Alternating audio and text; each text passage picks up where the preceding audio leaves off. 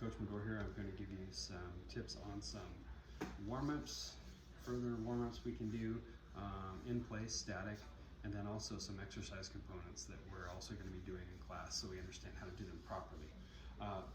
As first and always, make sure you have a space that you can work out in safely and you can perform these safe. Okay? So first one is just walking in place. All right, when we walk in place, we want to kind of pick up our feet a little bit to over-exaggerate because we're not getting the stride right, moving forward, so we just want to get these feet off the ground. Do whatever you want with your arms. Get a little movement with them as well. Forward skips in place as well. So we want to go opposite arm, opposite leg action, and you want to drive the knee parallel to the ground. Okay, so it looks like this. So over-exaggerate a little bit. You know, you don't want to be doing this where you're going like this. That's not really getting the legs up, so you want to drive that knee up and drive the arms up as well. That's forward skips in place. And then we have running in place.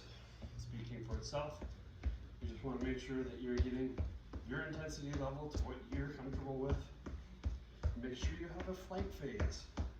We talk a lot about flight phase when we're in PE. That means the difference between a walk, a speed walk, and a run is the run always has a flight phase where both feet are at some point off the ground.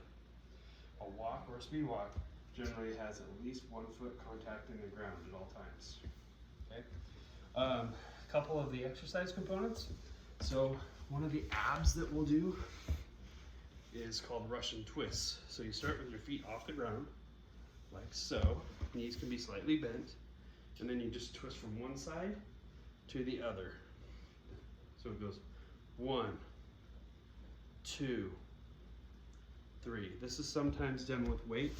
We're going to worry about just doing it without any weight for now and not worry about the weight portion of it. All right, so those are Russian twists. The other that we do is called toe touches. Some people get that confused with standing and touching your toes. We're not actually trying to touch our toes. Legs are out at a 90 degree or 45 degree angle, excuse me. Shoulder blades on the ground. Reach up, down, up, down, up, down. Each up and down is one, just like a sit-up, just like a push-up, etc. Those are toe touches, okay? Curl-ups. So when you're in school, you sometimes maybe have done curl-ups for testing. So hands flat on the ground, just like a sit-up. Knees are bent, feet on the ground, at least heels on the ground, at least heels, and then you come up as far as you can for when we're doing practice. So slide your hands along the ground as far as you can. Normally in the test, we only go to a certain line, but when you're practicing, you want to come up as far as you can to strengthen your abs. A couple more. So wide grip push-ups is a standard push-up, so body is straight. You want to make sure that body is straight.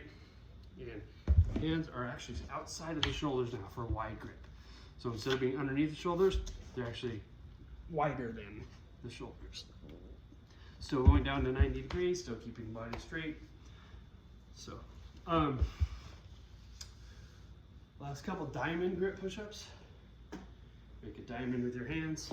These are a little more difficult. They work the outsides, which are the triceps, a little bit more, and inner shoulder as well. Those are diamond grip push-ups.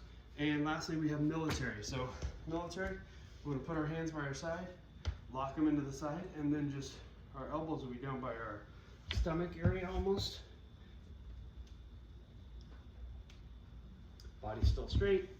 Just now your hands are directly below your shoulders or even just slightly outside of your shoulders.